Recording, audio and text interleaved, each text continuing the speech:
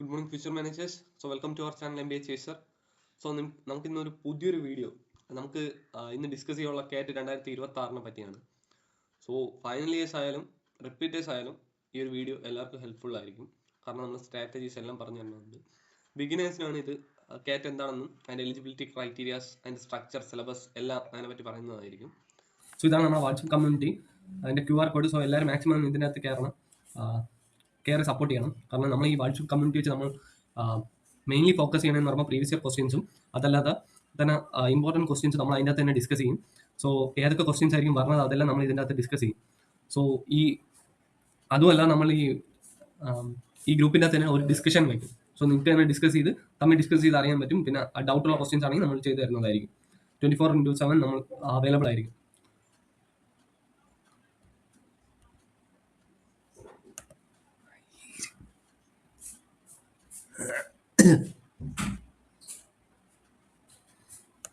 Then CAT എക്സാമിനെ പറ്റി നമ്മൾ സംസാരിക്കുകയാണെങ്കിൽ CAT എക്സാം എന്ന് പറയുമ്പോൾ കോമൺ അഡ്മിഷൻ ടെസ്റ്റ് ആണ്.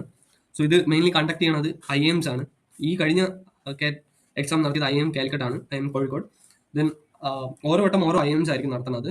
ഇതിന്റെ മെയിൻ ഗേറ്റ് വേസ് എന്ന് പറയുമ്പോൾ IIMs ആണ്. IIMs, IITs, NITs ഇത് മൂന്നിലും നിങ്ങൾക്ക് CAT വെച്ച് എന്തായാലും കയറാൻ പറ്റും. ഈ CAT യൂസ് ചെയ്ത് നമുക്ക് IIMസിലും അതർ ബി സ്കൂൾസിലും നമുക്ക് കയറാൻ പറ്റും. Other B schools like NIT, IITs, then FM, IIT, NITയിലൊക്കെ നമുക്ക് ചില IIT നമുക്ക് NIT കാലിക്കറ്റിലൊക്കെ നമുക്ക് കയറണമെങ്കിൽ CAT മാത്രമേ അവർ എടുക്കുള്ളൂ. അങ്ങനെ കുറേ IITസിലും എല്ലാ IITസിലും എടുക്കും. ദെൻ IIFTയിൽ എടുക്കും. FMS Delhi one of the important. കാരണം മിക്ക IIMസിനെ കാട്ടി വലുതാണ് FMS ഡൽഹി. ഒരു സാധാരണക്കാരനെ കൊണ്ട് എന്തുകൊണ്ടും അവിടെ പഠിച്ചെടുക്കാൻ പറ്റും. കാരണം IIMൽ നമുക്കൊരു 30 ലക്ഷം ഒക്കെ ആവും. FMS ഡൽഹിയിൽ നമുക്ക് 2 ലക്ഷത്തിനാണ് അവർ പഠിപ്പിക്കുന്നത്. 2 to 3 ലക്ഷം രൂപ വരെ ആവുള്ളൂ. ഒരു NITയുടെ ഫ്രീ ഫീസിലാണ് നമ്മൾ അവിടെ പഠിക്കുന്നത്. ബട്ട് അവിടെ പഠിച്ച ഉടനെ ജോബാണ്, അത് 100% ഷുവർട്ടിയാണ്. ദെൻ MDI അങ്ങനെ കുറേ കോളേജസ് ഉണ്ട്. CAT ഇത് അക്സെപ്റ്റ് ചെയ്യണം. 1200 കൂടുതൽ കോളേജസ് ഇത് അപ്രൂവ് ചെയ്യണം എന്ന് പറയുമ്പോൾ മിക്ക IITസും എല്ലാ NITസും എല്ലാ IITസും എല്ലാ IIMസും ഇത് അക്സെപ്റ്റ് ചെയ്യും. പിന്നെ ചില ബി സ്കൂൾസ്, മിക്ക ബി സ്കൂൾസും ഇത് അക്സെപ്റ്റ് ചെയ്യും. എന്നാൽ ചിലത് അക്സെപ്റ്റ് ചെയ്യില്ല. കാരണം സേവിയർ ഇൻസ്റ്റിറ്റ്യൂട്ട് ഓഫ് കോളേജ് ഒന്നും എടുക്കില്ല. കാരണം എക്സാറ്റ് ഉണ്ട് അവർക്ക്. അങ്ങനെ കുറേ ഇതുണ്ട്. നമുക്ക് എലിജിബിലിറ്റി ക്രൈറ്റീരിയ പറ്റി സംസാരിക്കുകയാണെങ്കിൽ എഡ്യൂക്കേഷൻ ക്വാളിഫിക്കേഷൻ എന്ന് പറയുമ്പോൾ ബാച്ചിലർ ഡിഗ്രി 50% മാർക്കും ബാച്ചിലർ ഡിഗ്രിയിൽ വേണം. ജനറൽ OBC ആണ്. അല്ലാതെ 70% 50% വേണമെന്നില്ല. നിങ്ങൾക്ക് CATന് എത്ര മാർക്ക് കിട്ടണോ അതാണ് മെയിൻ റീസൺ. ബട്ട് ആൾസോ IIMസിലും FMSലൊക്കെ നിങ്ങൾക്ക് കയറുകയാണെങ്കിൽ നിങ്ങൾ ഒരു വെയിറ്റേജ് നിങ്ങൾ +1 10ാം ക്ലാസ് +2 ഡിഗ്രി എടുക്കുന്നതായിരിക്കും. അത് മാർക്ക് മാറ്റേഴ്സ് ആണ്. ബട്ട് ചില റീസണിൽ അത് മാറ്റർ ആയിരിക്കില്ല. ചില NITസിൽ അതൊരു മാറ്ററേ ആയിരിക്കില്ല. ദെൻ SC ST PWD ആളുകൾക്ക് 45% മാർക്കാണ് ബാച്ചിലർ ഡിഗ്രിയിൽ. അതെങ്കിലും UG ആയ കുഴപ്പമില്ല. ഇപ്പം BTech തന്നെ ആവണമെന്നില്ല. BTech BSc BA BCom ഏതായാലും ഇപ്പം MCom ഏതായാലും കുഴപ്പമില്ല. ദെൻ ഫൈനൽ ഇയർ സ്റ്റുഡൻസിനും ഇത് അപ്ലൈ ചെയ്യാൻ പറ്റും. പക്ഷെ അവർ മെയ് ജൂൺ ജൂലൈ 2027 മുമ്പ് പാസ് ഔട്ട് ആയിരിക്കണം. സർട്ടിഫിക്കറ്റ് കിട്ടണം. കാരണം നമ്മൾ അവിടെ ചെല്ലുമ്പോൾ അവിടെ സർട്ടിഫിക്കറ്റ് നമ്മൾ കൊടുക്കേണ്ടി വരും. NITസിലോ IITസിലോ IIMസിലൊക്കെ. ദർ ഇസ് നോ ഏജ് ലിമിറ്റേ ഇല്ല. MBA എക്സാംസിൽ ഏജ് ലിമിറ്റ് ഇല്ല. 80 വയസ്സാണെങ്കിൽ 80 വയസ്സിലും പോയി എഴുതാം, ഒരു കുഴപ്പമില്ല. അവിടെ നിന്ന് പഠിച്ചാൽ മതി 2 കൊല്ലം. നമ്മളിപ്പോൾ ഓവറോൾ സ്ട്രക്ചറിനെ പറ്റി പറയുകയാണെങ്കിൽ രണ്ട് ഓൺലൈൻ ആയിരിക്കും. മോഡ് വന്നിട്ട് ഓൺലൈൻ ആയിരിക്കും. അവർ പറയണ ഇപ്പം PSC SSC ഒക്കെ പോലെ അവർ പറയണ സ്കൂളിലോ കോളേജിലോ പോയി നമ്മൾ എക്സാം എഴുതി കൊടുക്കേണ്ടതായിരിക്കും. അത് ഓൺലൈനിലായിരിക്കും. ഡ്യൂറേഷൻ വന്നിട്ട് 2 മണിക്കൂറാണ്. ഇത് 2020 ശേഷമാണ് 2 മണിക്കൂറായിരുന്നു. അതിന് മുമ്പ് വരെ 3 മണിക്കൂർ വരെയായിരുന്നു എക്സാംസ്. ഇപ്പോഴത്തെ ഹാർഡാണ്. ടോട്ടൽ ക്വസ്റ്റ്യൻസ് വന്നിട്ട് 66 ആണ്. നെഗറ്റീവ് മാർക്കിംഗ് ഉണ്ടെന്ന് വെച്ചാൽ നെഗറ്റീവ് മാർക്കിംഗ് ഉണ്ട്. 3 മാർക്കാണ് പോസിറ്റീവ്. നമുക്ക് ഒരു ക്വസ്റ്റ്യൻ ശരിയായ 3 മാർക്കും.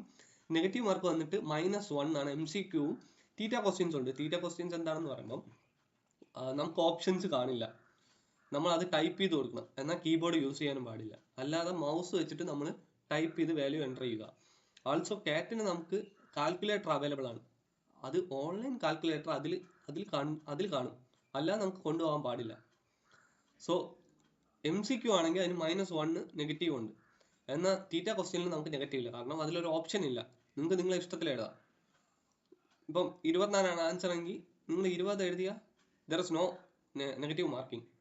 ഓക്കെ, ദെൻ ഈ 66 ക്വസ്റ്റ്യനിൽ വൊക്കാബുലറി വന്നിട്ട് വൊക്കാബ്സ് വന്നിട്ട് 24 മാർക്കാണ്. 24 ക്വസ്റ്റ്യൻസ് ഉണ്ട്.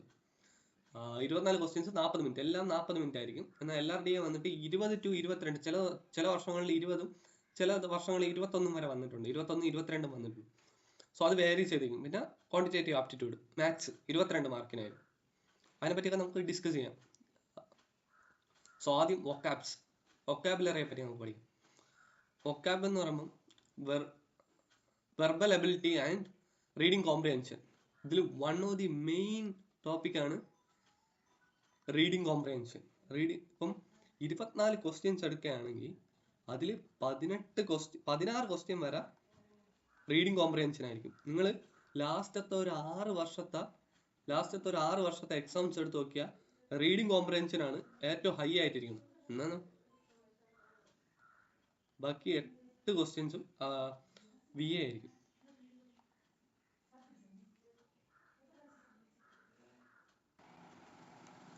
പിന്നെ ഈ VAയിൽ വന്നിട്ട് 8 മാർക്കിനായിരിക്കും ചോദിക്കണം. വെർബൽ എബിലിറ്റി വന്നിട്ട് റീഡിങ് കോംപ്രിഹെൻഷൻ ഒഴികെ ബാക്കി എല്ലാ ടോപ്പിക്കും, para jumping, para summary, odd sentence, then sentence completion, അങ്ങനെ കുറേ വരും. സോ ഇതൊക്കെയാണ് ഇമ്പോർട്ടൻ്റ് ആയിട്ടുള്ള ടോപ്പിക്ക്. നമ്മൾ മെയിൻലി ഫോക്കസ് ചെയ്യേണ്ടതെന്ന് പറയുമ്പോൾ റീഡിങ് കോംപ്രിഹെൻഷൻ ആയിരിക്കും. നിങ്ങൾ എന്നും റീഡിങ് കോംപ്രിഹെൻഷൻ സ്ട്രോങ് ആക്കാൻ വേണ്ടി നിങ്ങൾ എന്നും ഹിന്ദു പേപ്പറിന്റെ ആർട്ടിക്കിൾ എടുത്ത് വെച്ച് വായിച്ചാൽ മതി. എന്നും വായനയാണ് ഏറ്റവും വലുത്. കാരണം നമ്മൾ ഒരു ക്വസ്റ്റ്യനെ എങ്ങനെ മനസ്സിലാക്കി അതിന്റെ ആൻസേഴ്സ് എങ്ങനെ ചെയ്യുന്നു. പണ്ടത്തെ പോലെ ഈസി കോംപ്രിഹെൻഷൻ അല്ലായിരിക്കും, നല്ല ഹാർഡ് കോംപ്രിഹെൻഷൻസ് ആയിരിക്കും കാറ്റിന് പറഞ്ഞത്. അതുകൊണ്ട് നല്ലൊരു ഓപ്ഷനാണ് ഹിന്ദു പേപ്പറിന്റെ ചില ക്വസ്റ്റ്യൻ പേപ്പറിൽ ഹിന്ദു പേപ്പറിന്റെ തന്നെ അതേ ആർട്ടിക്കിൾ തന്നെ ചോദിച്ചിട്ടുണ്ട് ചില ഇതിൽ. സോ നമുക്ക് LRDA പറ്റി സംസാരിക്കാം. ഈ LRDAക്കകത്ത് സെറ്റ്സ് ആയിട്ടായിരിക്കും, ഒരു വലിയ സെറ്റ് ആയിട്ടായിരിക്കും തരണം. ഇത്രയും വലിയ ക്വസ്റ്റ്യന് ഒരു 4 ചോദ്യമായിരിക്കും. സോ ഇത് ഇത്രയാണ് ഇമ്പോർട്ടൻറ്റ് ടോപ്പിക്സ്. നമ്മൾ 4-5 സെറ്റ്സ് ഉണ്ടെങ്കിൽ അതിൻ്റെ അകത്ത് ഒരു 2 സെറ്റ് നിങ്ങൾ ക്രാക്ക് ചെയ്താൽ മതി, അത് ക്ലിയർ ആക്കിയാൽ മതി. നിങ്ങൾ 1% സ്റ്റുഡൻസ് ആയിരിക്കും. കാരണം 99% വരെ ആവും. 99% വരെ ഒരു 2 സെറ്റ് കംപ്ലീറ്റ് ചെയ്യുമ്പോൾ തന്നെ നിങ്ങൾക്ക് ആവും. കാരണം 8 to 10 ക്വസ്റ്റ്യൻസ് ആയിരിക്കും നിങ്ങൾ ശരിയാക്കുന്നത്.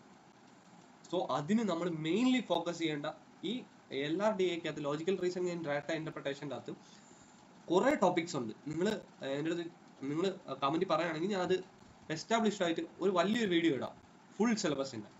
സോ മെയിൻലി ഈ 5 ടോപ്പിക്സ് ആണ് ഭയങ്കര ഇമ്പോർട്ടൻറ്റ്. ഇത് നിങ്ങൾ പഠിച്ചിട്ട് പോയാൽ നിങ്ങൾക്ക് മിനിമം 2 ക്വസ്റ്റ്യൻ എങ്കിലും എന്തായാലും വരും.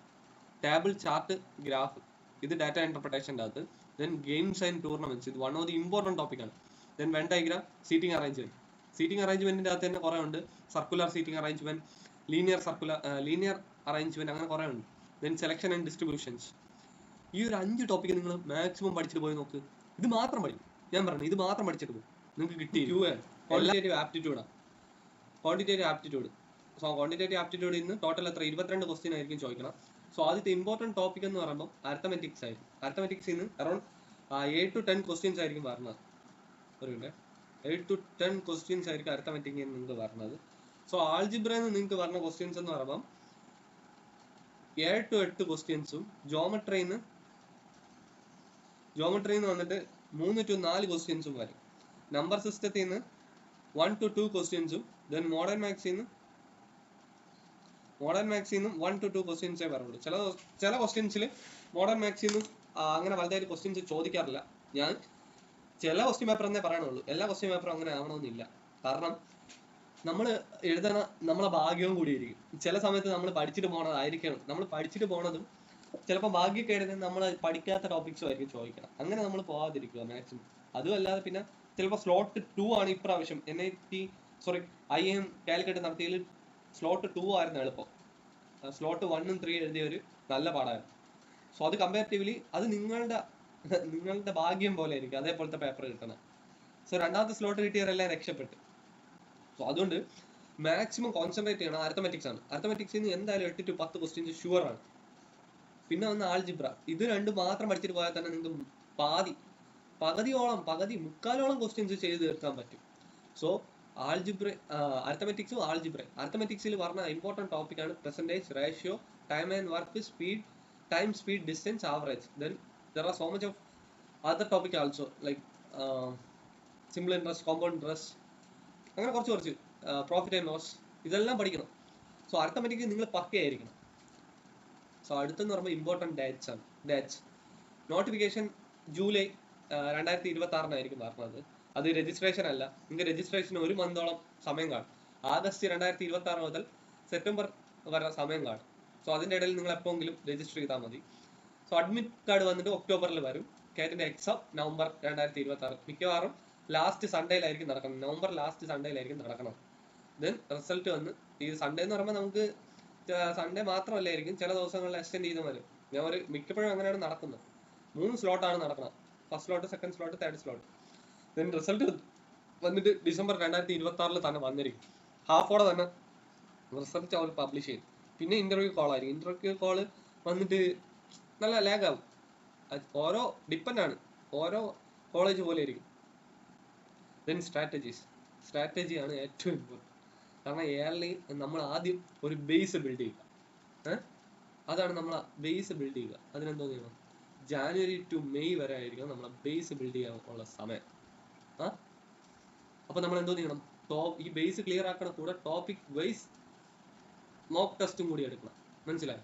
അപ്പം നമ്മളുടെ 3 സെക്ഷന്റെ ഓരോ ടോപ്പിക് നിങ്ങൾ പഠിക്കും തോറും ഇത് മോക്ക് ചെയ്തുകൊണ്ടിരിക്കണം. മോക്ക് ചെയ്ത് ഒരെണ്ണത്തിൽ അത്രയും കിടിലമാവാൻ പറ്റുള്ളൂ. ഏത് ക്വസ്റ്റ്യൻ, ഇപ്പം പെർസെൻറ്റേജ് തന്നെ ഏതൊരു ക്വസ്റ്റ്യൻ ചോദിച്ചാലും നിങ്ങൾ ചെയ്യാൻ ബാധ്യസ്ഥരാണ്, ചെയ്യാൻ അറിഞ്ഞിരിക്കണം.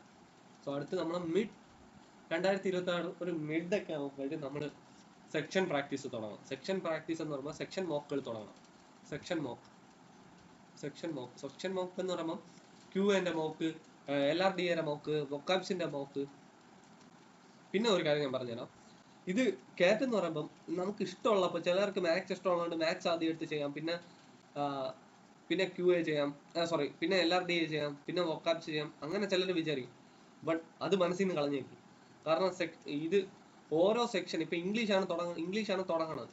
സോ ഇംഗ്ലീഷ് ആദ്യം തുടങ്ങുകയാണെങ്കിൽ 40 മിനിറ്റ് കഴിയുമ്പോൾ ഇംഗ്ലീഷ് കട്ടായി പോകും. പിന്നെ നിങ്ങൾക്ക് ഇംഗ്ലീഷ് എഴുതാൻ പറ്റൂല. സോ അത് കഴിഞ്ഞിട്ട് വീണ്ടും അടുത്ത LRDA വരും, അത് 40 മിനിറ്റ്, അത് കഴിഞ്ഞ് അത് കട്ടായി പോകും. പിന്നെ മാത്സ് ടൈമിംഗ് ആണ്. സോ ഈ സെക്ഷൻ മോക്ക് വന്നിട്ട് നിങ്ങൾ ചെയ്യേണ്ടതെന്ന് പറയുമ്പോൾ ജൂൺ ടു ഓഗസ്റ്റ് വരെ നിങ്ങൾ സെക്ഷൻ മോക്ക് ചെയ്തുകൊണ്ടിരിക്കണം. പഠിക്കണം, സെക്ഷൻ മോക്ക്, വീണ്ടും പഠിക്കണം, സെക്ഷൻ മോക്ക്. ലാസ്റ്റത്തെ 3 മാസം ഉണ്ടല്ലോ, സെപ്റ്റംബർ, ഒക്ടോബർ, നവംബർ, മോക്ക് അനാലിസിസിങ് മാത്രം. ഈ മാസം മോക്ക് അനാലിസിസും ചെയ്ത് മാക്സിമം പക്ക ആക്കണം. So thank you everyone for hearing this much time with us.